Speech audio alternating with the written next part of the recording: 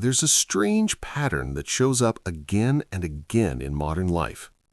Two people, two full-time jobs, two steady incomes, and somehow less financial breathing room than expected. Sometimes even less than households with a single income. That feels backward because we're taught a simple rule: more money equals more security. But in practice, that rule often breaks down.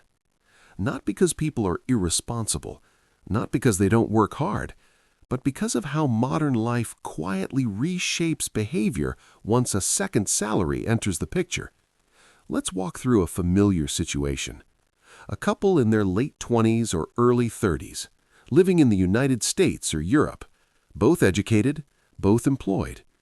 Maybe one works in marketing or administration, the other in healthcare, tech, finance, or engineering. Together, they earn what sounds impressive. Let's say each earns around $60,000 a year before tax. That's $120,000 total household income. On paper, that sounds comfortable. After taxes, Social Security, health insurance, and pension contributions, their combined take-home pay is around $7,000 per month. This is not poverty. This is not luxury. But socially, it signals something important: stability, progress, adulthood done correctly. And this is where the subtle shift begins. Because with two salaries, expectations change. Quietly, automatically. They move into a slightly nicer apartment. Not extravagant, just better. Rent is $2,400. They justify it easily. We can afford it. It's still reasonable for two incomes. They upgrade transportation. 2 cars instead of 1, or one nicer car with a payment of $650. Add insurance, fuel, maintenance. Now transportation costs are around $1,000 per month. Again, nothing reckless. This is what people do when life improves. Utilities, internet, phones, subscriptions come next. That's another $450. So before food, before life, before savings, around $3,850 is already gone. Still feels fine. Then come the essentials. Groceries for 2 adults, $800. Eating out once or twice a week, $300. Now we're at $4,950. Student loans enter quietly, $350 combined. Credit card balances from past moves, furniture, travel, or emergencies. Minimums, $250. Now spending is $5,550. That leaves $1,450. On a $7,000 income, that sounds like plenty, until life fills it. Clothes, gifts, social events, weddings, short trips, home upgrades, work-related expenses, and something else that doesn't get talked about enough: coordination costs. 2 schedules, 2 careers, 2 stress levels. Convenience spending rises. More food delivery, more shortcuts, more purchases that save time instead of money. None of this feels irresponsible. It feels efficient, necessary, earned. And yet, by the end of most months, that remaining margin shrinks, sometimes to zero, sometimes to credit. There's no disaster, no missed rent, no panic, just a quiet realization that despite 2 salaries, there's very little flexibility. And this is where the confusion sets in. How are we earning so much and still feeling tight? The mistake isn't obvious because it isn't dramatic. It's structural. 2 incomes don't just increase cash flow, they change the baseline. Housing is priced to absorb combined earnings. Lenders approve loans based on household income, not resilience.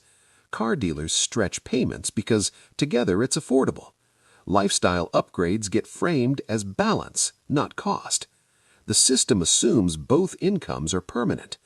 It assumes uninterrupted employment, stable health, consistent energy. But life rarely behaves that way. Now let's slow the math down. That $2,400 rent doesn't just cost $2,400. It requires 2 people to keep earning. If one income disappears, rent doesn't shrink. The $650 car payment doesn't adjust if someone changes jobs. The subscriptions don't pause during stress. The student loans don't care about burnout. 2 salaries increase fixed costs faster than they increase freedom. That's the hidden trade. And psychologically, this happens for a reason. When people earn more together, they anchor to the combined number. They don't ask, what if one income pauses? They ask, what fits our current level?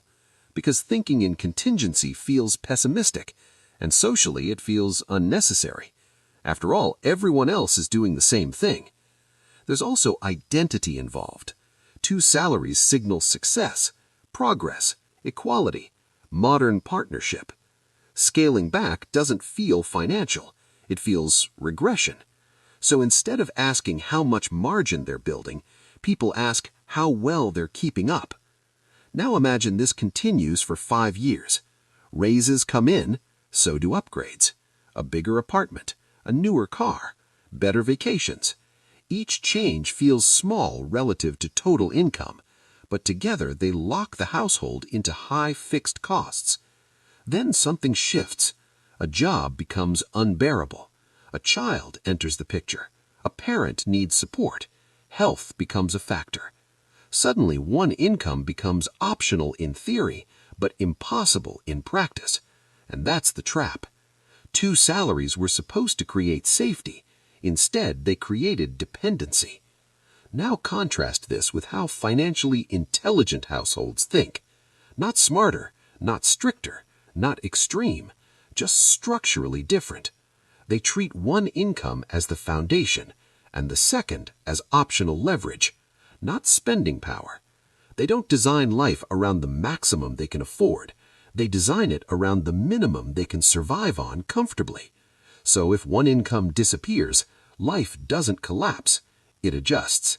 This doesn't mean deprivation, it means margin. And margin changes everything. Decisions feel calmer. Rest becomes optional, not terrifying. Time regains value. The goal isn't to earn more. It's to avoid needing both incomes to sustain a normal life. 2 salaries don't automatically make you wealthier. They only do if at least one of them isn't fully consumed. Otherwise, you're just running a more complex system with the same fragility. This isn't a moral failure. It's a design problem. And once you see it clearly, the pressure to optimize every dollar disappears. What replaces it is awareness, and that awareness quietly changes behavior over time. If this perspective helped you think about money more clearly, you might want to subscribe. That's all for today.